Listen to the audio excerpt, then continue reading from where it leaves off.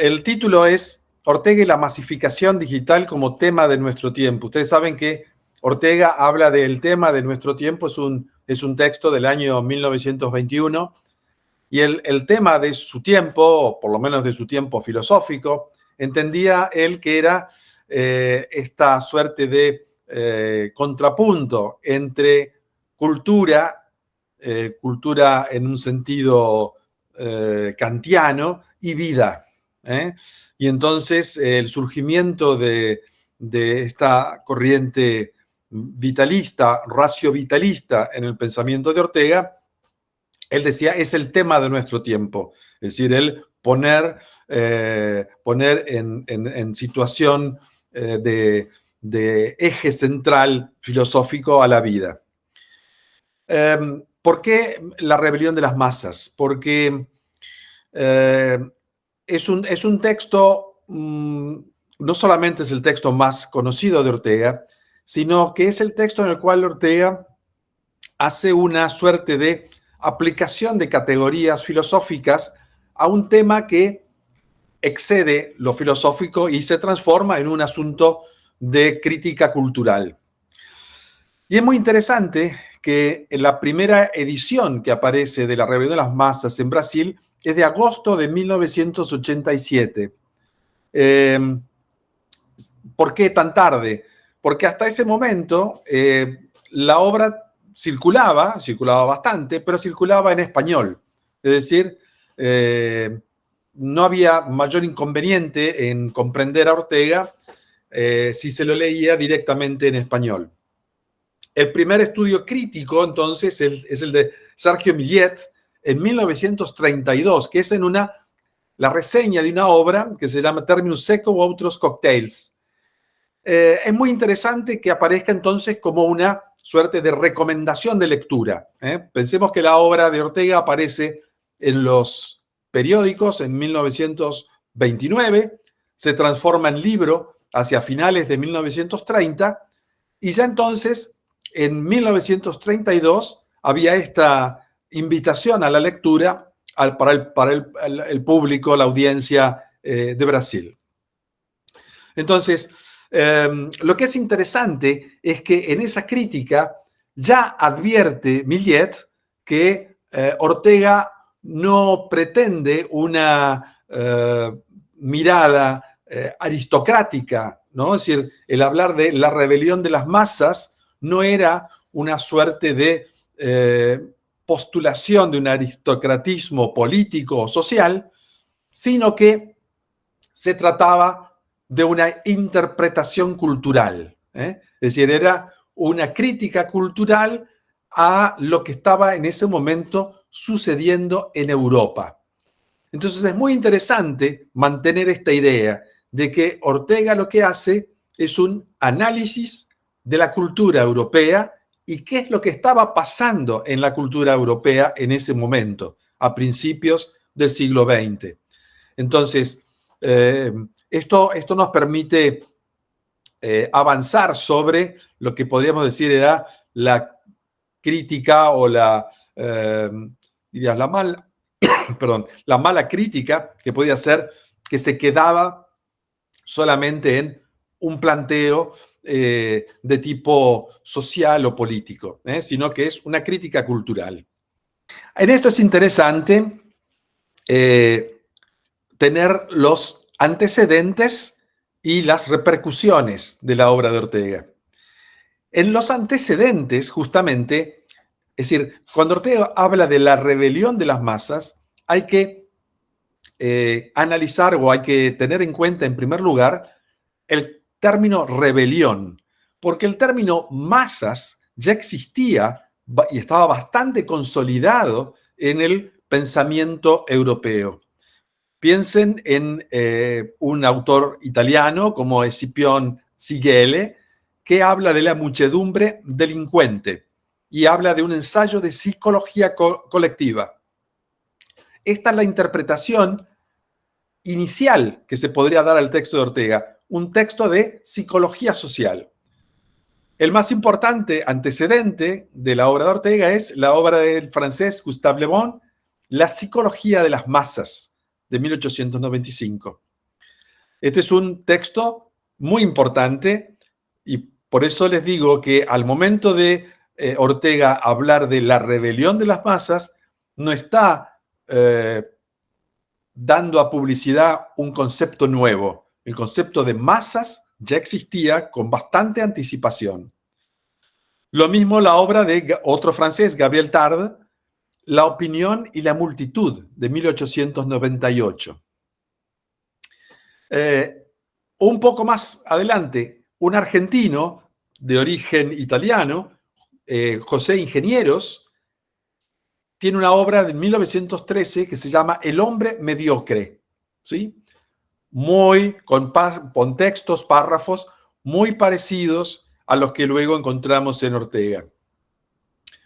Un norteamericano, William McDougall, habla de The Group Mind, ¿no? La mente grupal, en 1920. Y un antecedente muy importante también es la obra de Sigmund Freud, Psicología de las masas y análisis del yo, de 1921. Todo esto entonces es el entramado preparatorio para la aparición de la obra de Ortega. Nos queda claro entonces que Ortega no impone un concepto nuevo, con masas, ya estaba, en todo caso la novedad es lo que él llama la rebelión, va más allá de una psicología social y pretende una crítica cultural, ¿sí? Eso es entonces la rebelión de las masas, 1929, forma de artículo periodístico, 1930, libro.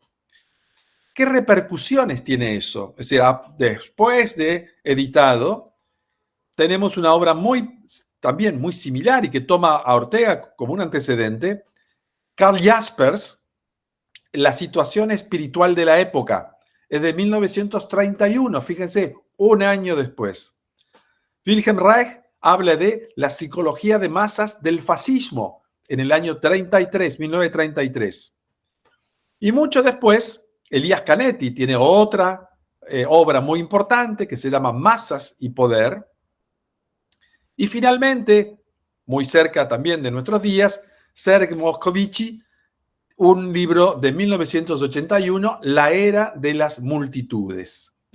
Como verán, entonces el concepto de masa es un concepto que podemos rastrear, digamos, en esta mirada de psicología social hasta final del siglo XIX y que, sobre todo en la primera parte, la primera mitad del siglo XX, tiene tratamiento en numerosos autores. Numerosos autores. Todo esto que les estuve comentando antes está en la cabeza de Ortega bajo el formato de su marco teórico, ¿sí? ¿Por qué? Porque Ortega conocía muy bien a Freud, conocía a Le Bon, es decir, incluso más podríamos rastrear conceptos vinculados con la masificación en otros autores alemanes, como Simmel, que esto se ha trabajado relativamente poco.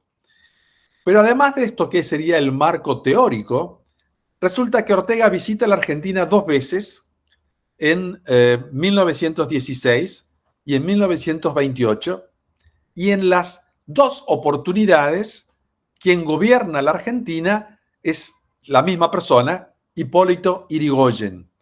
Hipólito Yrigoyen representa el Partido Radical. Y en esos momentos él nace a la vida política gracias a una ley que permitía el voto universal.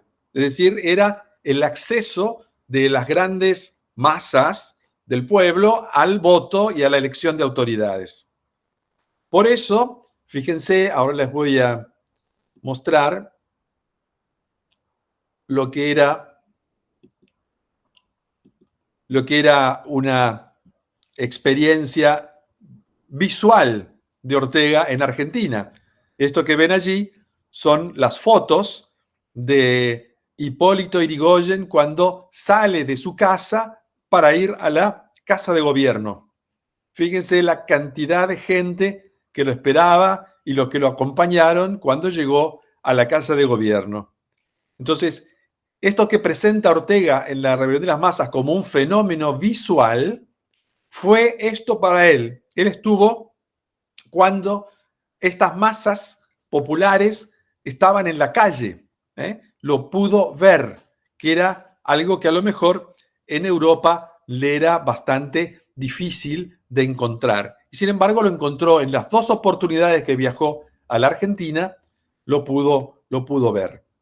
Gustave Le Bon habla de el contagio, es decir, la manera como si fuese una suerte de circuito eléctrico, en la conducta de unos y otros se va pasando, va interactuando en la masa. La sugestionabilidad, es decir, lo que a uno le podría costar tiempo aceptar, en el seno de la masa es muy rápido. Hay una cosa muy interesante y es que identifica el comportamiento, el alma, la idiosincrasia de las masas con la de los primitivos. Esto es algo que también va a volver con Freud. ¿Y por qué hay esa especie de sentimiento de agrado en la masa? Porque lo ve como un mecanismo de supervivencia. Ve en la masa una fortaleza que no tiene el individuo aislado. Por eso el sentimiento de poder que tiene la masa cuando toma conciencia de sí misma. Ahora, ¿cómo describe Ortega al hombre masa? Fíjense, es el hombre medio. Recuerden el texto que les decía de José Ingeniero, el hombre mediocre. Va en esta línea. El hombre que no se valora a sí mismo, que es como todo el mundo. Por lo tanto, es un ser genérico, no se diferencia. Es un hombre cuya vida carece de proyecto, que va a la deriva. Es un hombre de alma simple, o nuevamente primitivo, ingrato, inerte, indócil, no escucha, es vulgar, que no reprime sus deseos vitales. Esto que decíamos antes, ¿no? La exaltación del poder, ¿no?, de la masa. Está habituado a no apelar a ninguna instancia superior. No le importa, no le interesa. Está satisfecho tal y como es. Es un arma hermética, incapaz de atender a otros. Busca imponer sus opiniones. Por eso habla Ortega de una acción directa. Es un hombre que vive sin memoria, sin conciencia histórica. No se encuentra ubicado en el hilo de la historia. Y tiene comportamientos, va a usar unas ciertas metáforas Ortega, se va a comportar como un niño mimado, como un hombre heredero o como un señorito satisfecho. Son todas características que a lo largo de la obra va indicando en diversos capítulos, tratando de caracterizar al hombre masa, que es el hombre protagonista de lo que sucede en Europa hacia el comienzo del siglo XX.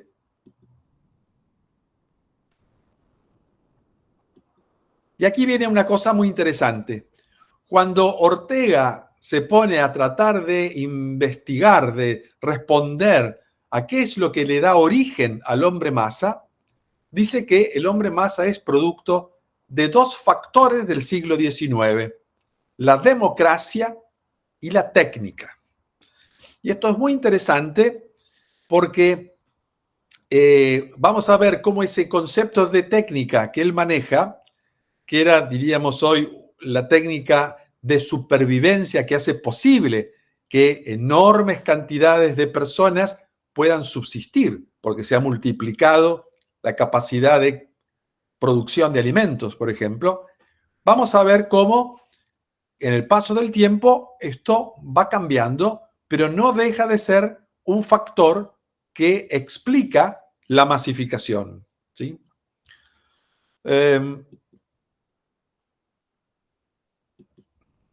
Entonces, la pregunta que nos podemos hacer es si el hombre actual no es una nueva versión del hombre masa, ¿sí? Es decir, Ortega hace una, diríamos, una descripción del hombre masa de principios del siglo XIX. Hoy estamos en el siglo XXI. ¿Podemos seguir hablando de masificación en el siglo XXI? Bueno, lo cierto es que en los últimos años ha aparecido un modo de socialización y de individualización que es completamente nuevo. Esta individualización está centrada en un yo, ¿sí? Un yo, diríamos casi, no solamente individualizado, sino también aislado. Y por lo tanto, el peligro de una estandarización vital es plenamente vigente, ¿sí? Es decir, estandarización significa queremos las mismas cosas, buscamos las mismas cosas, tenemos los mismos proyectos, nos preocupan las mismas cosas. Y entonces lo que vemos es surgir un nuevo estilo de vida que atraviesa toda la cultura y que a partir, sobre todo, de los años 90, si bien diríamos la computación ya es importante a partir de los años 60, pero sobre todo a partir de los años 90, cuando comienza lo que podríamos llamar la digitalización, nos encontramos con una verdadera mutación histórica, un cambio histórico, ¿sí? Las cosas no son entonces, a partir de ese momento, quizás como las pudiera haber imaginado o cuyo derrotero hubiera podido imaginar Ortega. Entonces, hoy nosotros tenemos lo que podríamos llamar una interfase, que es el tratamiento digital, computarizado, de los conocimientos y de la información, gracias al cual, en principio, llegamos a las cosas. Es decir, nuestro medio de comunicación con la realidad muchas veces pasa, decimos nosotros, por las pantallas, ¿sí? Por las pantallas. Y aquí hago un punto simplemente. Ustedes saben que el último desarrollo de Apple son los anteojos, los e-vision, ¿no? Es decir, los anteojos que permiten tener acceso a una realidad virtual. Esos anteojos, en rigor, dice, bueno, no son como los anteojos de realidad virtual que crean un entorno totalmente artificial, sino que uno puede seguir viendo, pero a esa visión se le van sumando elementos, etiquetas, estadísticas, lo que fuera, pero uno sigue viendo la realidad. Lo que sucede es que, en rigor, no es que uno siga viviendo la realidad, sino que va a recibir la realidad, lo que yo vería, a través de cámaras que la reproducen en el anteojo. Entonces, esto es la perfecta descripción de eso. En ese caso, la mediatización es completa. No estoy viendo yo directamente las cosas, pero sí las estoy viendo a través de ese recurso, a través de esa cámara que proyecta en el anteojo la realidad. Estoy viendo una realidad proyectada, ¿sí? Entonces, esos medios crean un sujeto digital, ¿sí? Un individuo digital que es capaz de, diríamos así, hiperprivatizar su propia vida. Pensemos en el éxito que tuvieron las selfies, ¿no? Es decir, que yo me retrato a mí mismo, no necesito de otro, me digamos, yo soy suficiente para poder generar mi propia foto y de esa manera voy reconstruyendo mi vida a través de instantes aislados, ¿sí? Instantes aislados en los cuales yo soy el autor de esa instantánea, de esa de esa fotografía. Entonces, lo interesante de todo esto es que además yo soy, o me constituyo como una especie de terminal. Es decir, yo soy alguien que genera información, datos, pero esos datos no van dirigidos a un público o a una audiencia de la cual yo tenga conocimiento y que por lo tanto quiera comunicarme, sino que eso va a un mundo, a un universo digital, usualmente en manos de las plataformas, que lo aprovechan de tal manera que yo me convierto en resultado, yo como sujeto digital, soy el resultado de esa exploración de mis datos, ¿sí? Esos datos vuelven a mí como un sujeto consumidor, como un sujeto trabajador, etc. Entonces, se han borrado las fronteras entre la información y el consumo, el entretenimiento y la política. Todo lo que es cultura queda entonces bajo una estructura estratégica de control social, porque en definitiva todos los datos que yo aporto sirven en buena medida para anticipar mis acciones, ¿sí? Por eso a veces nos sorprende que cuando hemos hecho determinadas búsquedas en Google, bueno, al otro día resulta que la publicidad que aparece en nuestras redes tiene que ver con esa búsqueda que habíamos hecho antes.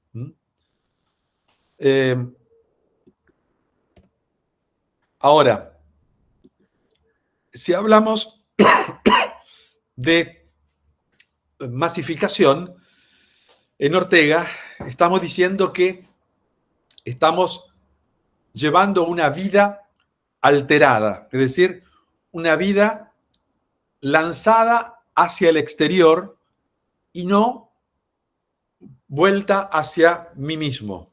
Es decir, dice Ortega, el hombre es el único animal que es capaz de tener ensimismamiento, volverse sobre sí mismo, ¿sí?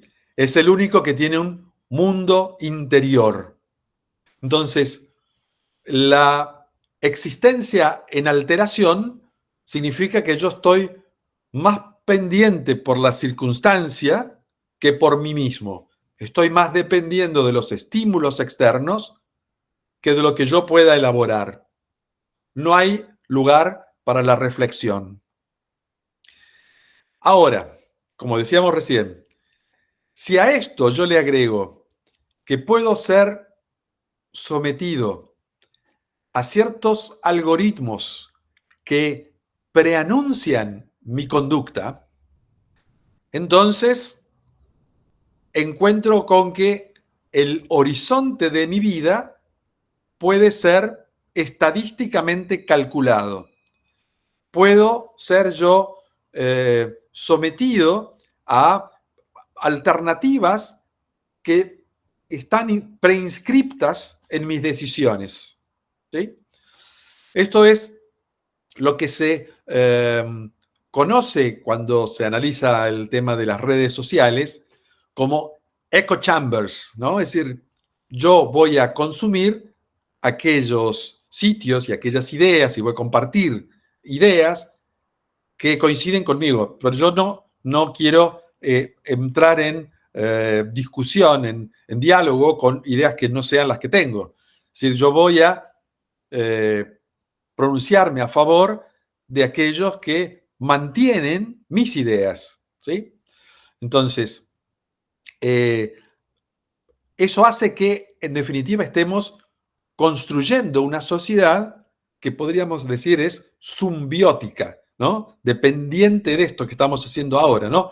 Nuestra conexión es a través de un medio que nos enlaza electrónicamente.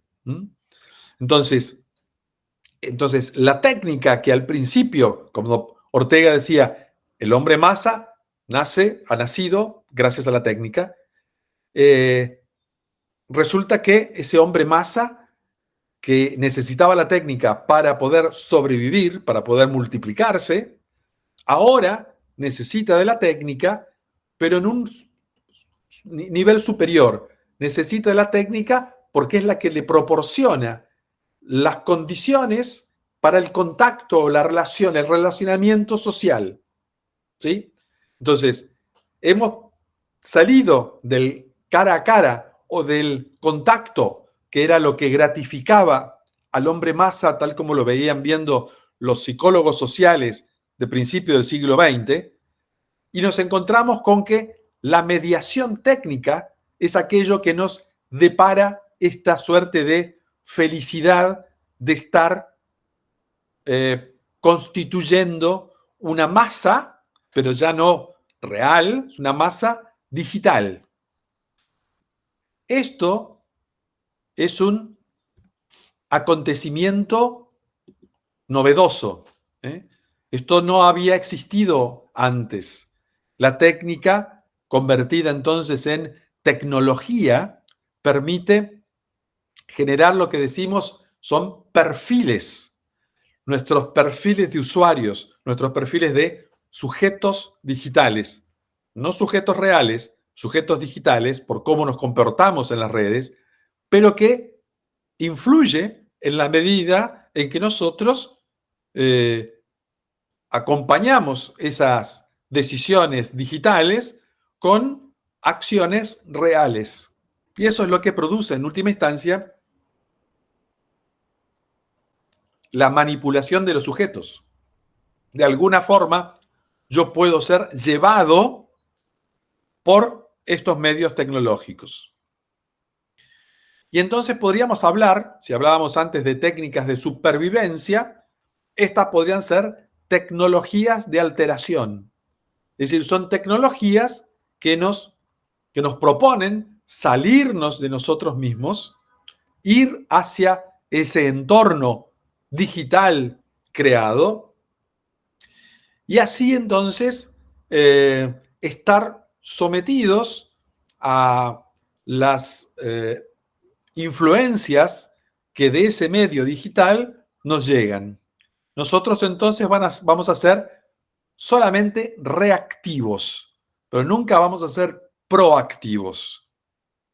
Y eso es también es una nueva situación del hombre en la historia. Quien representa mejor esa situación es el llamado smartphone, ¿no? Es decir, nuestros teléfonos, que no nos podemos desligar de ellos, están como acoplados, y algunos dicen, bueno, es como un órgano que hemos ganado, ¿no? Hemos desarrollado un órgano que es este elemento tecnológico que nos permite mantener esta relación con el entorno tecnológico, el entorno digital que nos rodea. Forma parte, diría Ortega, de nuestro horizonte vital, de nuestra esfera existencial.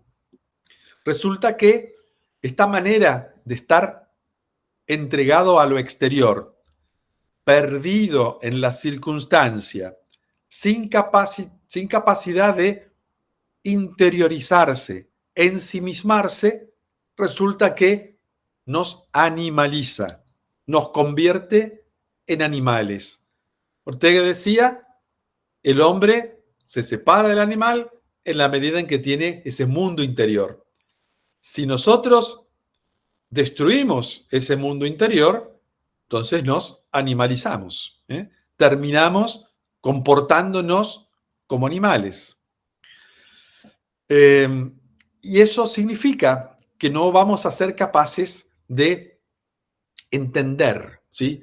La contemplación, la teoría, para Ortega es capacidad de reconocer la realidad como tal. Recuerden que la palabra teoría viene del griego, ¿no? El verbo orao, que es ver, ¿no? Orao, eidon, y oraca, opsomai, ¿no? Entonces, la capacidad de ver es la teoría. Ahora, sin ensimismamiento, no hay teoría, no hay contemplación. La alteración elimina la teoría y la contemplación. Y así llegamos al último momento de ese desarrollo de la tecnología digital. Y es lo que en los últimos años estamos viendo como inteligencia artificial, es decir, la construcción de eh, dispositivos que de alguna forma cada vez más intervienen en la toma de nuestras decisiones. ¿Y por qué? Porque es lo que se llaman LLMs, ¿no? Los grandes lenguajes, ¿no? El acopio de volúmenes de lenguaje, de registros de lenguaje muy amplios, muy grandes, da una enorme capacidad de proyección estadística. Pero no hay que confundir esto que es proyección estadística con captación del sentido, ¿no? La capacidad de entender.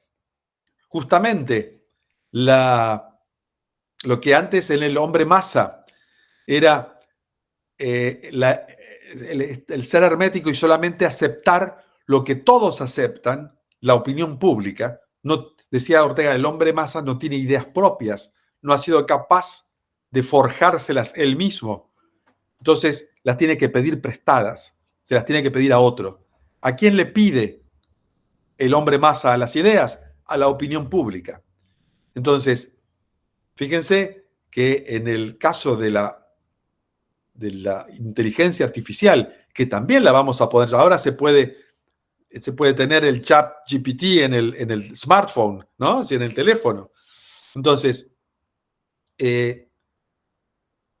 nos encontramos con esto que sería una especie de traslado de la opinión pública masiva a el regulador de muchas de las acciones y decisiones que yo tomo, porque las tomo confiando en la inteligencia artificial.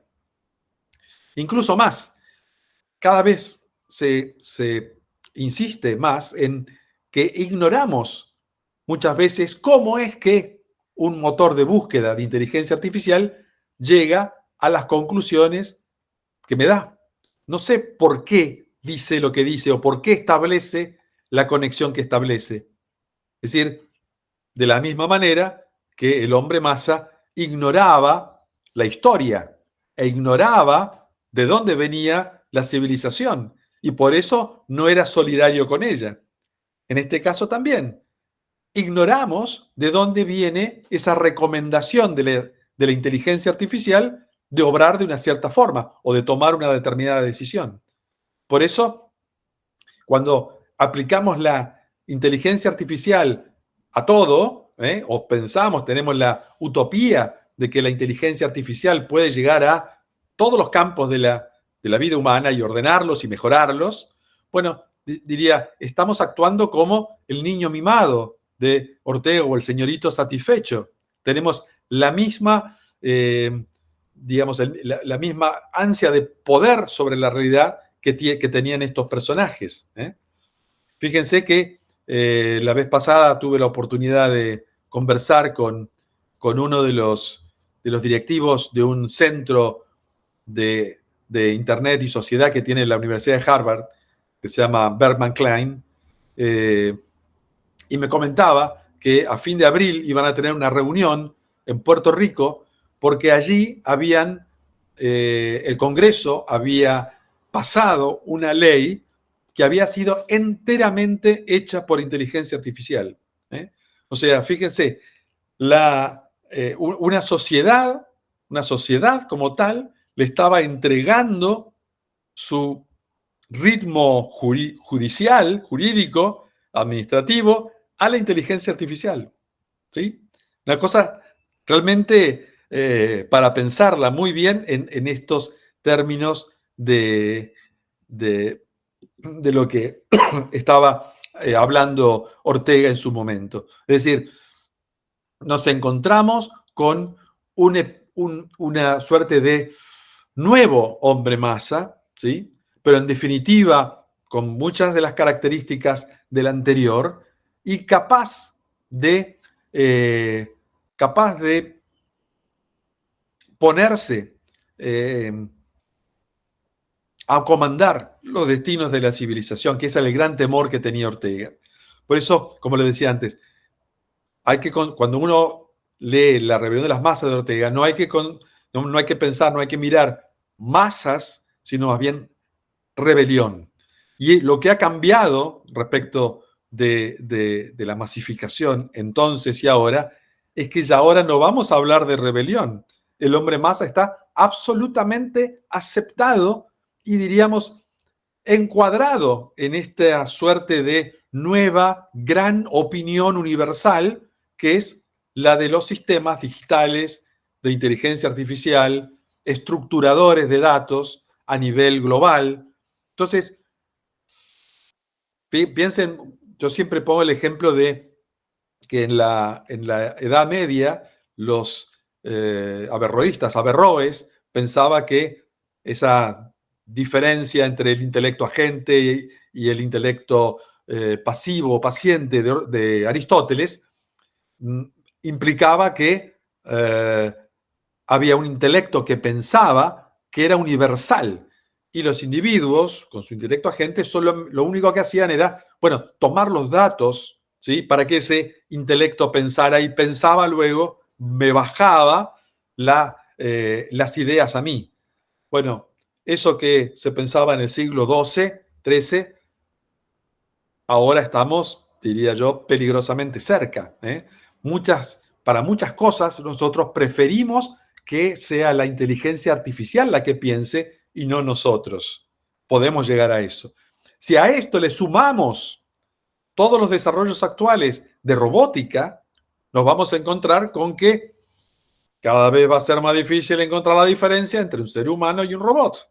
Ya no entre un ser humano y un animal, como podía ser alternativa que se discutía hace algún tiempo.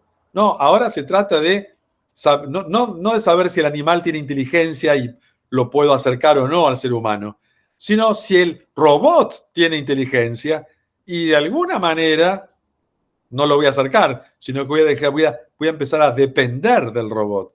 Y esa idea de las películas de ciencia ficción de que en el futuro los robots nos van a dominar y nos van a tratar de extinguir, bueno, habría que tomarla medianamente en serio, ¿sí? No sé si al punto de que nos va a suceder eso, que nos vamos a estar en peligro real de extinción, pero sí que muchas de las cosas que hoy entendemos que son propias del ser humano, en el futuro podrían no serla. Y eso va a repercutir sobre lo que entendemos que es el ser humano y sobre la mirada que el ser humano tiene sobre sí mismo. En definitiva, lo que la filosofía tiene que hacer es eso, ¿no? Es decir, preguntarse cómo, de qué manera va a cambiar el hombre y su cultura cuando se den estas situaciones en las cuales ya no tengo yo esa capacidad de contemplar, de entender la realidad, sino que me someto a lo que otros me puedan decir. Y si antes eran otros de la opinión pública, ahora esos otros van a ser abstractos, van a ser digitales, maquinales, como la inteligencia artificial. Así que hoy quien lea a Ortega tendría que tener en cuenta todos estos aspectos. No estamos leyendo una persona que nos habla de algo que ya sucedió, de algo que ya pasó, sino que nos está hablando de procesos humanos, culturales, a los cuales todavía tenemos que seguir prestando atención si queremos, como decía él, entender los temas de nuestro tiempo. Bueno, eso entonces se los propongo para que el día de mañana ustedes sigan pensándolo y yo sé que ustedes desde la fenomenología, desde el pensamiento de Ricoeur, también tienen accesos importantes a estos temas. Entonces hay que, a estos autores hay que revitalizarlos, hacerlos actuales, porque en realidad lo son. Sus ejes de pensamiento hoy nos dicen algo, ¿eh? No los tenemos que dejar en el tiempo, tenemos que sí tener conciencia histórica de cómo fue que lo dijeron, pero también para establecer qué es lo que dirían ahora o si lo que dijeron entonces nos sirve todavía para entender el mundo que vivimos. Me parece que eso es, en definitiva, nuestra vocación filosófica pasa por ahí, ¿no?